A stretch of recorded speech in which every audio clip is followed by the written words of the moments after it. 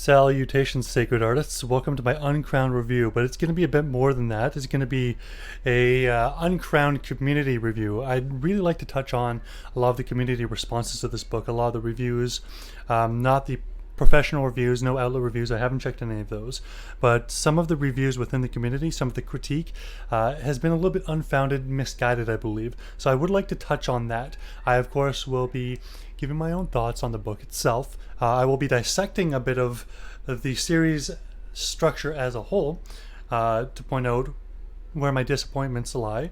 But yeah, it's going to be a little bit different than a regular review.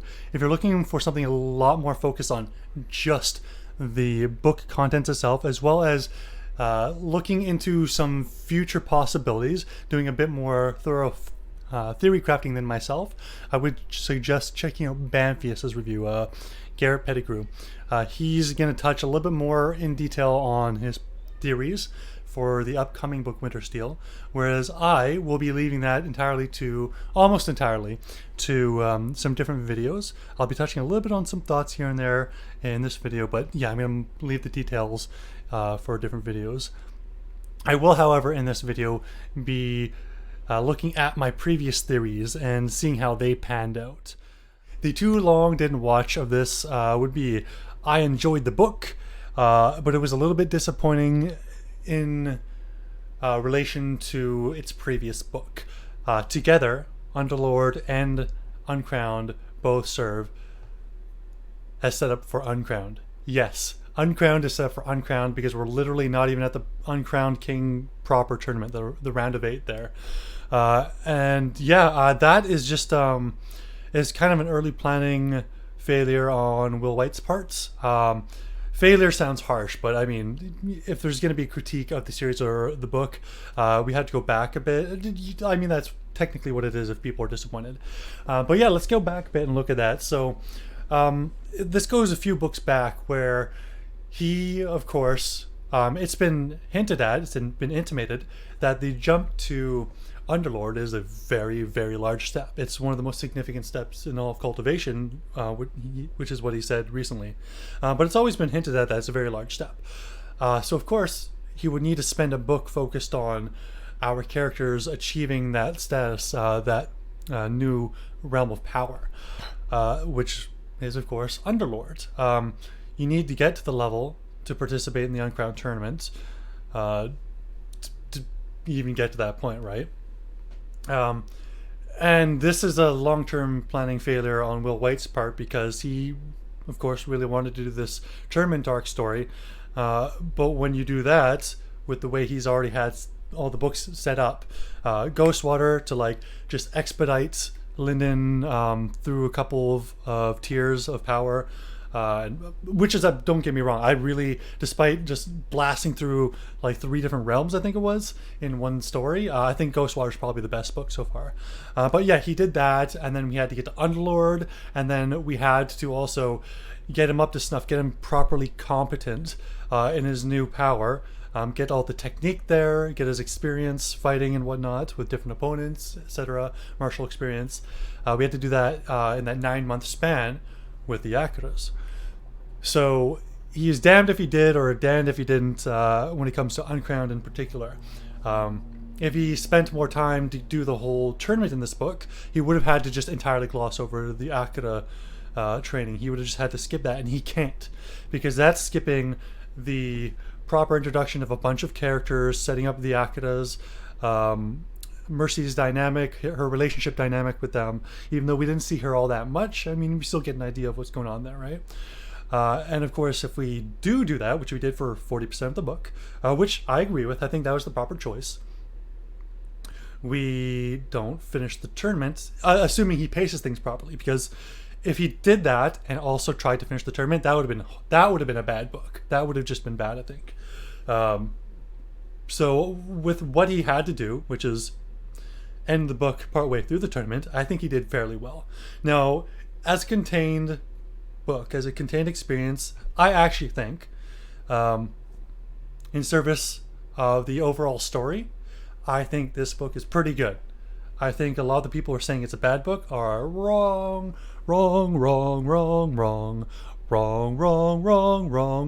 You're wrong. You're wrong.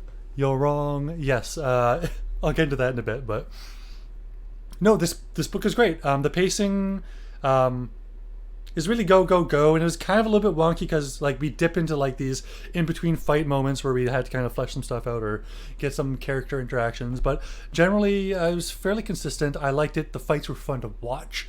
We got some good setup, some good character setup. We've got it felt a little bit thin, but this is mostly a wish fulfillment book. The setup for character arcs for the next book, I think, were like we can see clearly what's going to be happening if you pay attention. If you've been paying attention and you turn your noggin on for just a little bit, you can see like exactly what's going to happen with each character. I think that's super cool to see that at the end, mostly with Yerin and Yerin and Lindon, and we have a bit of an inkling of what's going on with Ethan as well. Yeah, that was all super good. I like Fury. Fury is just Goku. He's just Goku, and it was like so vindicating to see that at the end, like in the bloopers with the whole Kamehameha. Will Wight knows exactly what he's doing, so that was cool. And I'm pretty sure also I'm pretty sure the whole scene where like he's having that little back and forth with Zoras, the Herald Dragon, is like, I see, I see, you killed them, you very funny. And then he like chucks the piece of the tower at them or whatever it was, or sorry, at Zoras. Like, I'm pretty sure that's just straight up lifted off an anime. I don't know if it's like from Dragon Ball, I can't remember, but like I swear I've seen that kind of like that whole character thing from Fury there in an anime. So that was really funny.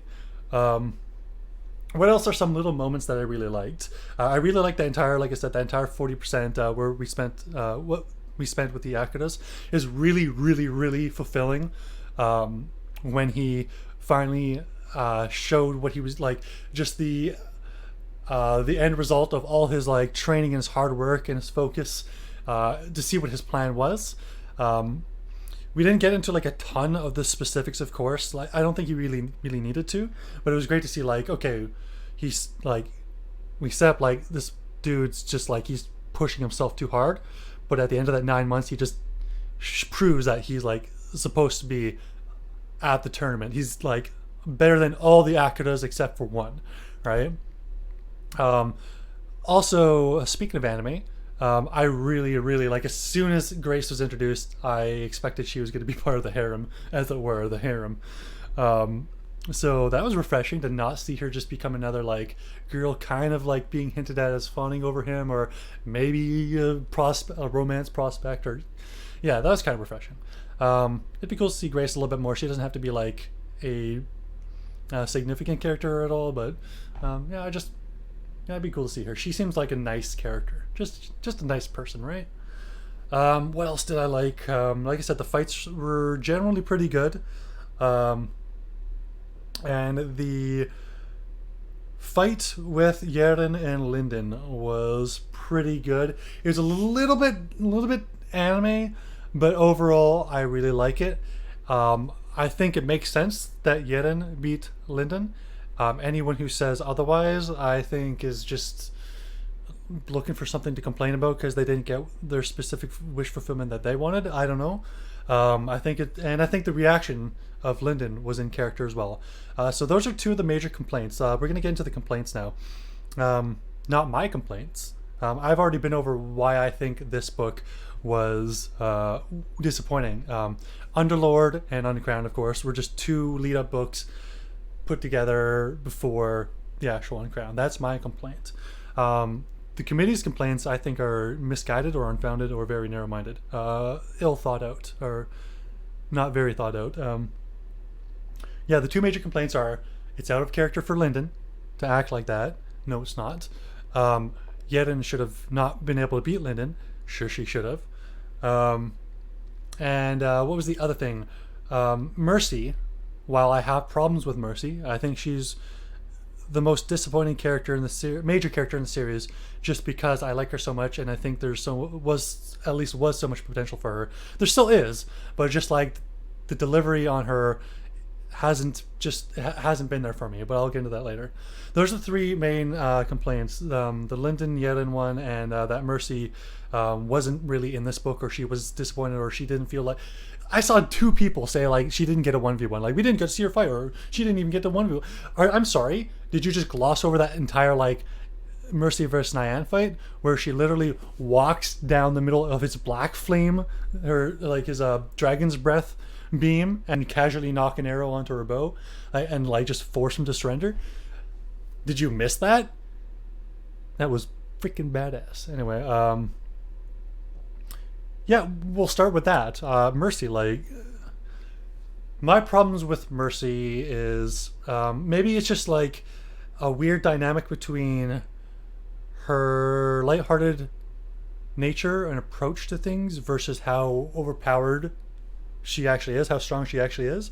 Maybe it's just a weird dynamic there, but the only time I've ever really felt like, yeah, Mercy's awesome, and I love actually watching her be awesome, was at the end of Underlord, when she finally talks to her mother. I didn't like that in and of itself. That felt like kind of, that whole arc for her felt a little bit cheap, but the result, when like we actually get to see her demonstrate her ability, when after she ascends to Underlord, that was really cool. That was like a really well executed display of her ability and what we can expect of her going forward. But before and after, I'm just like disappointed with the delivery, or the demonstration. Well, just how Will kind of demonstrate her power, right? It's not all there yet for me.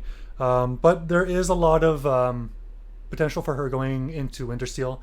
I'll get into that. But yeah, that's like, she was there. She did stuff. We didn't get like a proper character arc, but I don't think anyone really did, except for, of course, like the thin bit of character development we got at the end, which is more hinting towards Lindon Yerin's actual character arc in Wintersteel. As for them, I mean, we're looking at the entire journey between Yerin, or with Yerin and Lindon. Like, the entire dynamic there was, Lindon was the crippled boy at the start. He's not gifted. He's a hard worker, and he's fighting to catch up to Yerin. Yerin is the prodigy. She is the prodigy. She's pure talent, refined, just distilled, just perfect, just talent exemplar. So of course, he puts in all this hard work. He actually becomes like a pretty magnificent sacred artist. He's well-rounded. He's got experience. He's got technique. Of course, he can still work on things, but and he does have a bit of a crutch, which is Dross. So I'll get into that as well.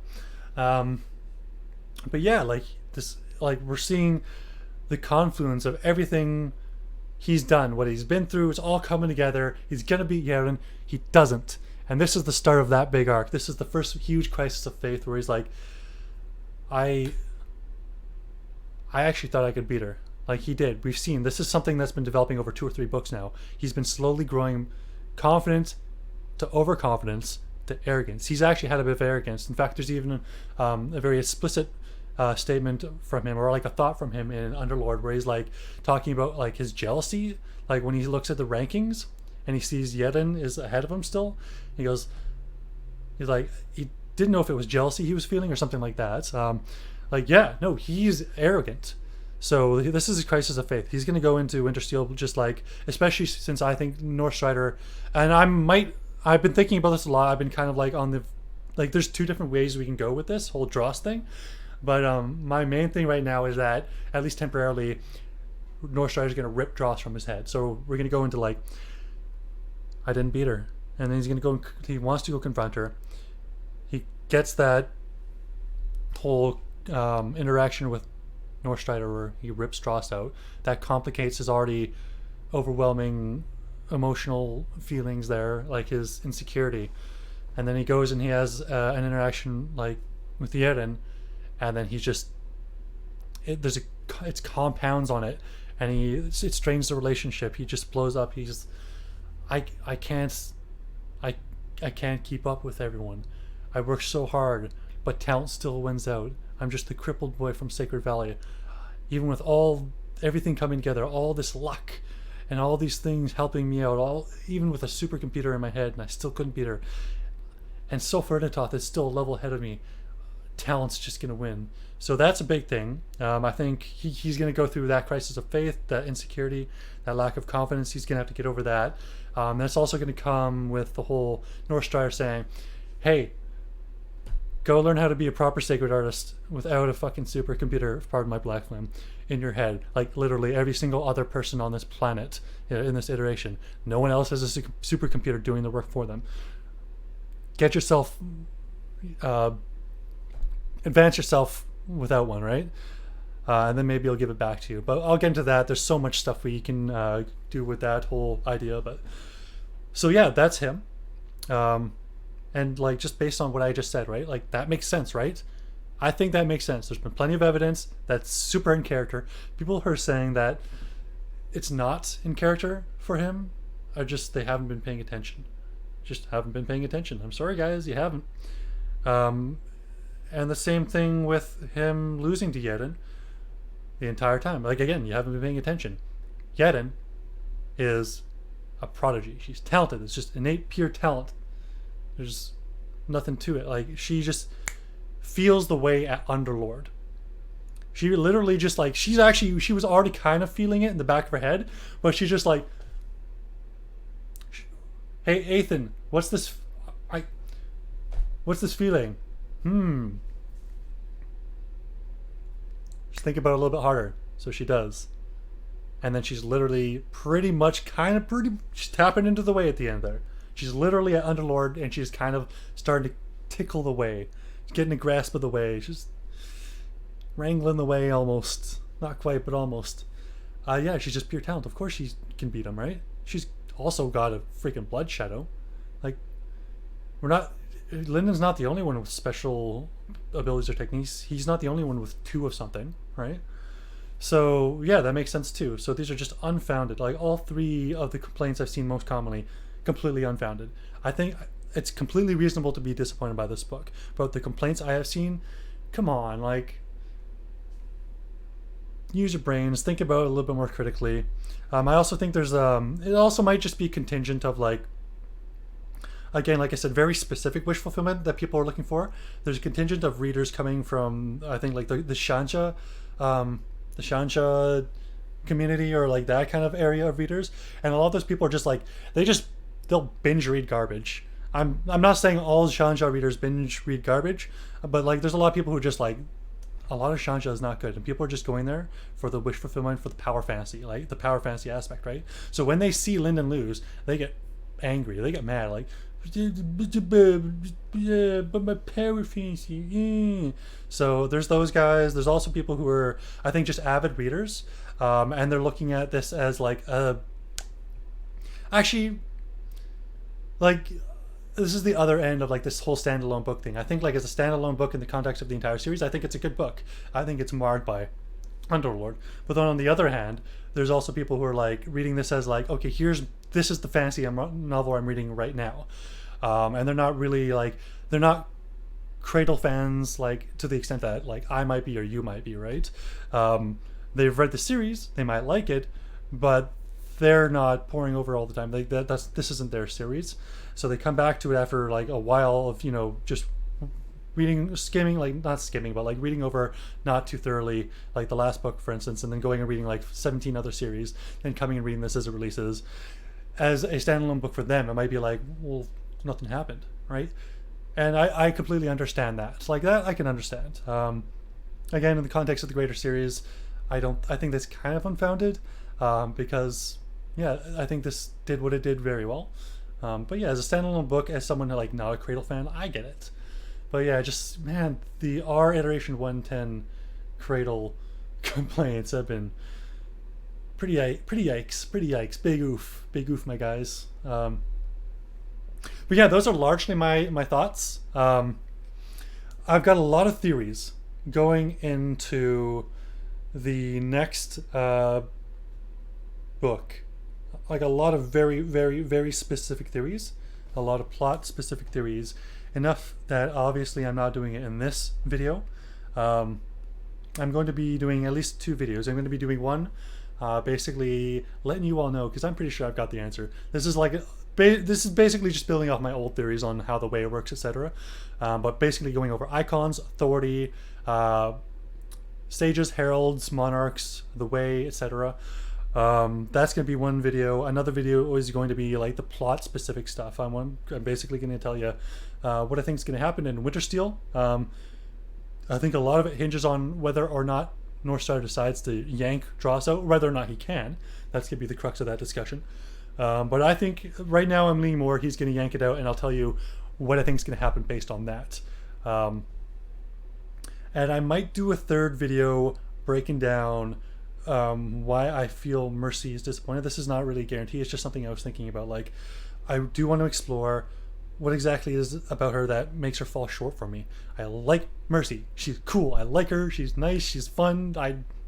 How do you not like Mercy, right? But she is a bit disappointing, just generally. She doesn't really live up to expectations. So there might be that third video in terms of planned videos. Otherwise, the last thing I want to touch on before the end of this video is my previous predictions. So I've been mostly on the money. The thing that was up in the air most, I think, was exactly like what kind of rounds we would have, how they would go, and I think, like, obviously I didn't get like specific rounds quite like perfectly predicted, but it generally kind of turned out the way I was gonna say. Like, hey, there's gonna be like a lot of like unconventional rounds, a lot of more team-based stuff, less like 1v1 elimination focused, and that's what we got. It's just like unconventional ways to eliminate certain competitors or entire teams.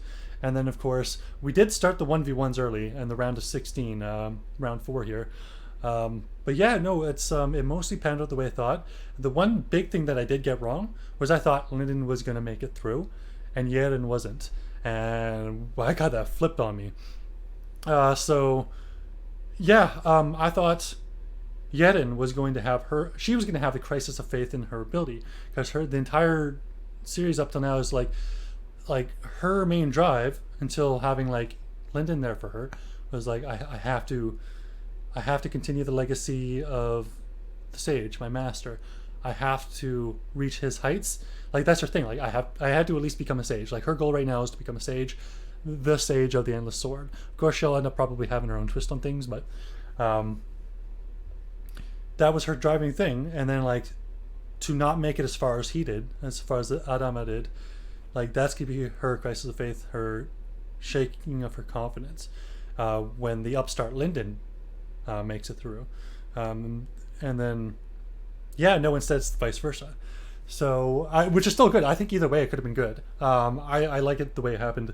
But that's the big thing. I still think soulfire is going to just mess Mercy up. That'll start up Mercy's own arc. She'll have that kind of crisis of confidence herself. Basically, Wintersteel is just going to be crisis of confidence in the book. We'll even see Ethan maybe get a bit of it too, but I'll go into that in my theory video. Yeah, so we're gonna, like, Mercy's gonna get stomped, and that's gonna be compounded by Malice dying. I'm not getting into that. I said I'm not. What else? Northstrider. I was right about Northstrider, at least the nature of Northstrider.